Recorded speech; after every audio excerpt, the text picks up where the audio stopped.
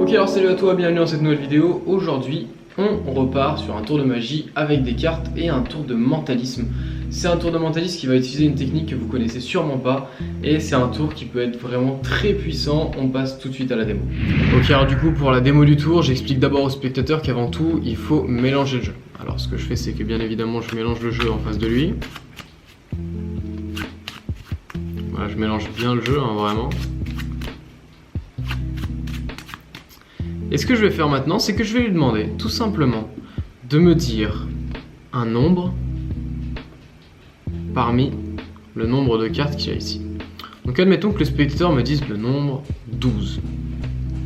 Je regarde les cartes. 1, 2, 3, 4, 5, 6, 7, 8, 9, 10, 11 et 12.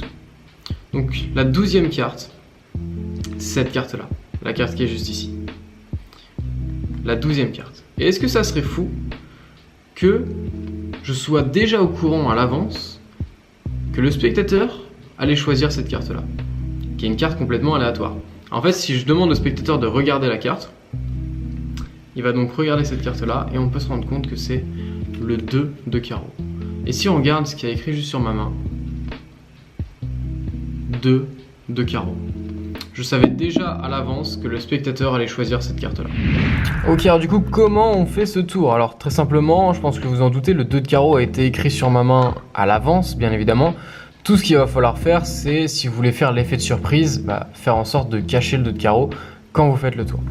Ce qu'il faut, c'est que le 2 de carreau soit sur le dessus du jeu, et quand on mélange le jeu, je pense que vous commencez à savoir maintenant, on va mélanger la première et la dernière carte, donc de cette façon, hop là, et on mélange le reste du jeu.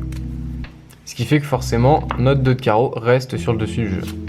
Donc je fais ça, mon 2 de carreau reste toujours sur le dessus du jeu, et le spectateur pense que j'ai mélangé le jeu. Je l'ai mélangé en soi. Et du coup, il se dit qu'il n'y a aucun moyen pour moi de savoir quelle carte il va choisir. Ensuite, c'est lui, en fait, à ce moment-là, qui va désigner un nombre. Donc le spectateur va dire le nombre qu'il souhaite. Ça peut être le nombre 12, par exemple. Donc 1, 2, 3, 4, 5, 6, 7, 8, 9, 10, 11, 12.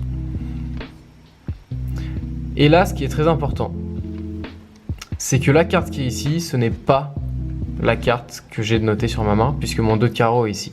Donc comment on fait ce change entre je montre la carte qu'a choisi le spectateur et au final, c'est pas cette carte-là qu'ensuite il va voir. Alors ce qui va se passer, c'est que notre 2 de carreau est ici. Et quand vous allez montrer cette carte-là, vous allez essayer de lui parler et lui dire voilà, j'avais aucun moyen de savoir que tu allais me dire le nombre 12. J'avais aucun moyen, même si je savais que tu allais me dire le nombre 12, de savoir quelle était la 12e carte puisque j'ai mélangé le jeu. À ce moment-là, du coup, il met une attente de fou, il se dit mais qu'est-ce qui va se passer? Et à ce moment-là, le pouce va se décaler en fait ici pour être prêt à prendre cette carte-là. Et en dessous, ce qui se passe, c'est que là, j'ai mon index et mon majeur qui est en train d'agripper la carte qui est ici. Donc la carte qui est ici est la carte que finalement le spectateur a choisie. Sauf que mon pouce et mon index sont en train de... mon index et mon majeur sont en train d'agripper cette carte pour, je pense vous en doutez, la ramener ici comme ça. Et mon pouce est en train de prendre celle-là pour la faire glisser. Et dans le mouvement d'aller donner au spectateur, si le mouvement est fait rapidement, alors ça peut paraître être une technique compliquée, je vous l'accorde. Mais je vous assure que c'est juste des barrières mentales, c'est pas du tout compliqué de faire ça, faut juste s'entraîner un petit peu à faire le geste pour qu'il soit de façon la plus naturelle possible quand vous êtes devant le spectateur. Donc on a la carte ici du spectateur, je montre, je dis voilà, donc tu as choisi cette carte là, et je fais tout mon petit baratin en mode voilà, je pouvais pas savoir que tu allais choisir la 12e carte, je pouvais pas savoir non plus quelle carte c'était, et là, très rapidement, je fais le switch. Donc finalement, il faut le faire en effectuant un mouvement, c'est-à-dire que vous avez la carte comme ça, et il faut soit vous avancer vers le spectateur de cette façon, et hop, on lui donne la carte, ou on retourne la carte. Je pense que le plus intéressant est de donner la carte au spectateur. Donc, on est comme ça, et là, dans le mouvement, voilà, on est comme ça, on dit voilà, je savais pas ça, je savais pas quelle carte aller choisir, et pourtant, hop, vous voyez, c'est très rapide. C'est vraiment le...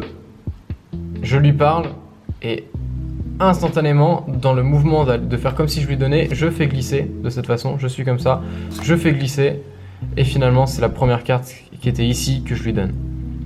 Et là le spectateur regarde la carte, il se dit ok c'est cette carte là et je dis mais en fait le plus fou c'est que je savais déjà à l'avance que tu allais choisir cette carte là, le 2 de carreau.